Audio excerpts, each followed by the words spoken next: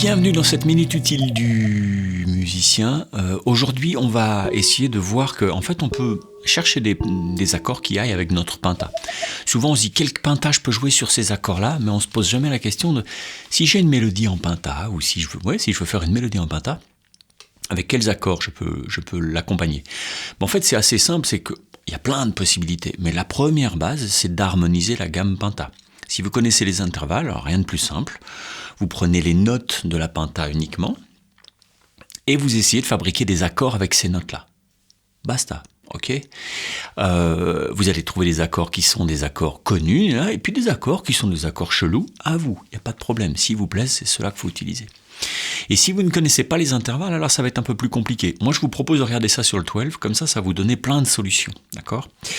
Si vous ne connaissez pas les intervalles, prenons par exemple, allons chercher la penta mineure, ok, on va chercher la penta mineure, on se met en si bémol, parce que tout le monde dit, ouais, pourquoi toujours en la, pourquoi pas les autres tonalités, on se met en si bémol, on fera moins les malins, d'accord, faut pas me chauffer moi, d'accord.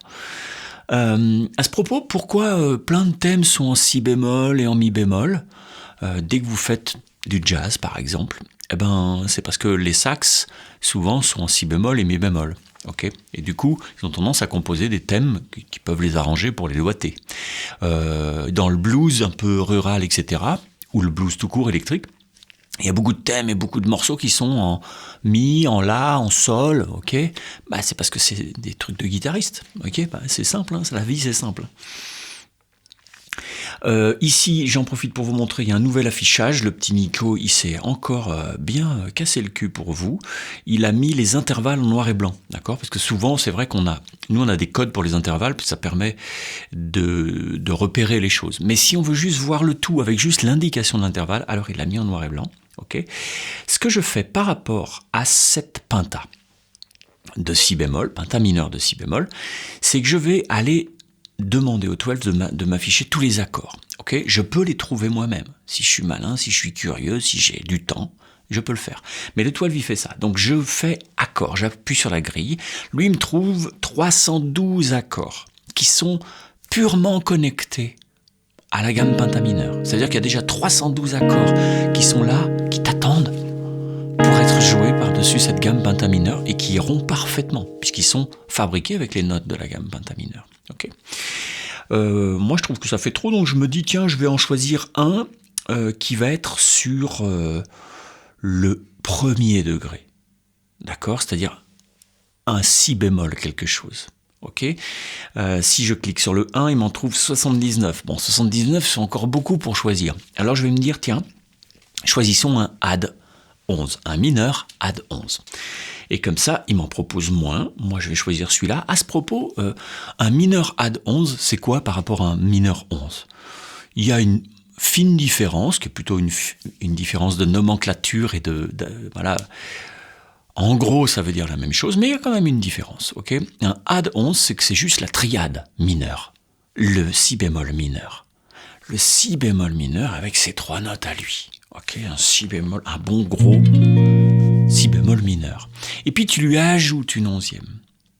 Ok, ça c'est un si bémol mineur add 11, additionné 11, additionnel, 11 additionnel. Alors qu'un si bémol mineur 11, c'est un accord qui sous-entend une B7, une 7e mineure.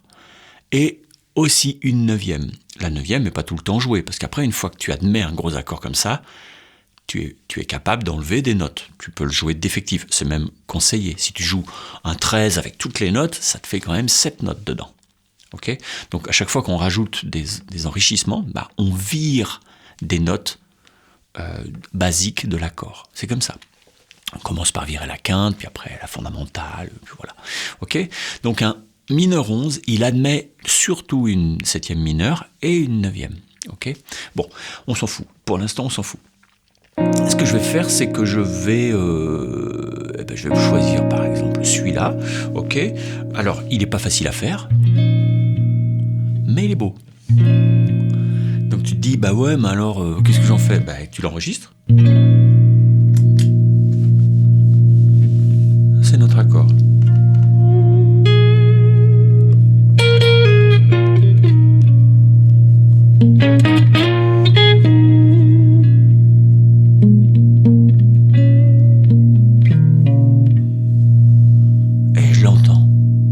Si je le trouve trop dur à faire, je peux faire un mineur 11, c'est-à-dire avec une septième. Donc tu vois, si je le trouve... Parce qu'il est chelou à faire celui-là. Donc je me dis, plutôt que faire ça, je vais mettre la fondamentale, la septième mineure, la tierce mineure, et puis la onzième ici. Il n'a pas tout à fait le même son, parce que le renversement est différent, et puis surtout il a une septième mineure que l'autre n'avait pas, mais pareil.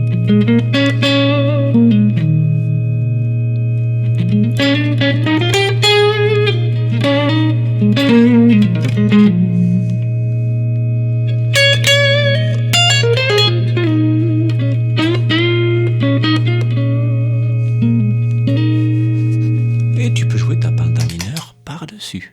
Ok ? Il a été fait avec, donc pourquoi pas ? Ok ? Si on veut... il y a une petite option qu'il faut que je vous montre parce que c'est super pratique. C'est que c'est important de repérer l'accord dans ta gamme, c'est-à-dire avec quelle note il est fait, d'accord ? Ici, il est fait avec toutes les notes de la penta, ici. Ok ?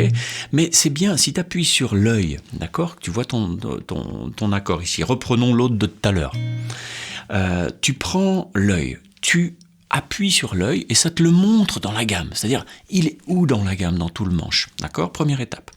Deuxième étape, si tu rappuies sur l'œil, ça te met uniquement l'accord, avec toutes ces notes sur tout le manche. Après, il te suffit d'en prendre une de chaque pour que tu aies cet accord. Donc tu peux déjà trouver d'autres solutions, tu te dis, oh, ça c'est chelou à faire, ah mais elle est là, alors hop, je prends là. Et tu prends une de chaque et tu l'as ton accord. C'est cool ça aussi. Tu peux aussi rappuyer encore sur l'œil, et là c'est encore mieux parce que ça te met ton accord chiffré par rapport à lui-même, ok, avec la gamme dessous en surimpression. Alors là, ils ont la même fondamentale. La tonique de la gamme, c'est la fondamentale de l'accord, puisqu'on est en si bémol. Mais par exemple, si on prend un autre accord, prenons par exemple un degré B3, c'est-à-dire un degré qui va être fabriqué non pas sur la fondamentale, sur la tonique de la gamme, mais sur sa tierce mineure. On va prendre un accord B3 ici. Prenons par exemple ça, qui doit être un A9 dans ce cas-là. Ça peut être plein de choses, un accord, il a plein de prénoms, de surnoms et de petits noms d'oiseaux. On va essayer de le retrouver, si on le retrouve sur le 12, si on a bien fait notre boulot dans le 12, on va le retrouver. Donc on va par là, je clique sur le B3, je vais dans A9, et ben voilà, ok, il est là. Et lui, si je l'enregistre,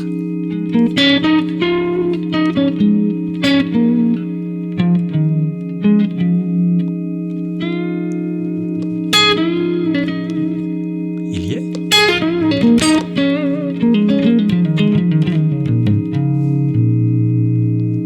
Ok, mais je pourrais en avoir d'autres, hein, celui-là.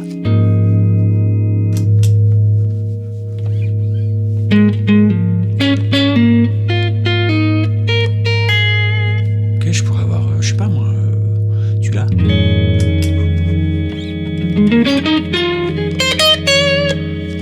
Et voilà, et en fait, t'en trouves plein. Si tu sais faire avec les intervalles et que tu as du temps, que tu as plein de cahiers pour faire des schémas, bah vas-y, moi c'est ce que j'ai fait quand j'étais petit. Et si tu as moins de temps ou que tu as le 12 ou que tu es curieux de voir ce que ça peut t'apporter, bah le 12 il te donne tout ça. Voilà. Moi, je trouve que déjà, c'est des bonnes pistes pour se dire, bah voilà, ma penta, c'est pas qu'un truc... Il y a pas longtemps, un mec m'a dit, ouais, la penta, c'est une gamme majeure simplifiée. Ouais, mais ça va pas à la tête. Mais ça va pas. Ok. Les gammes pentatoniques existaient avant les gammes heptatoniques, hein, parce qu'elles sont plus équilibrées, elles ont moins de tension interne. Dans toutes les musiques traditionnelles du monde entier, de l'Afrique en passant par l'Asie, en passant par les Sioux, en passant par la bourrée corésienne, ben il y avait quand même des gammes penta partout. Donc ne pensez pas que c'est un matériau pauvre. Ce qui peut être pauvre, c'est la façon dont on s'en sert, mais c'est pas le matériau lui-même. Ok, voilà, ben, n'hésitez pas à vous former, parce que c'est quand même important de... Pas forcément de comprendre la théorie.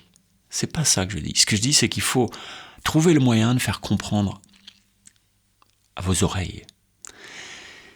Vos oreilles, elles connaissent la théorie. Tu vas te dire, ouais non, ça sonne pourri. Alors ça peut être parce que ton oreille est un peu pucelle et que t'es un peu verrouillé de l'oreille. Bah voilà, ça peut arriver, c'est une éducation, si, c'est une, voilà, comment dire, une habitude, un éveil. Mais ça peut être aussi parce que ton oreille, non, elle sait très bien que là, cette note-là, elle va pas, parce que ça pique par rapport à autre chose. Elle le détecte, ça. Ok ? Donc écoutez un max de musique, engrangez un max de paysages intérieurs, et ensuite, faites confiance à votre oreille. Et puis de temps en temps, il y a un mec qui va vous dire, ah non, cet accord-là, il va super là-dessus, écoute-le. Et 2 mois après, vous allez lui dire, ah, mais ouais, t'avais raison, c'était carrément génial. Donc formez-vous, pas uniquement pour comprendre, moi je pense que c'est important de comprendre, mais c'est que mon avis, mais c'est surtout que vous allez ouvrir vos oreilles, vous ouvrir ce que peut vous apporter la théorie à vos sensations. Moi je fais jamais de théorie qui n'est pas reliée à la sensation, c'est-à-dire à la pratique. Donc dans ces formations, c'est ce qu'on fait. Allez, bye bye, je vous embrasse, ciao.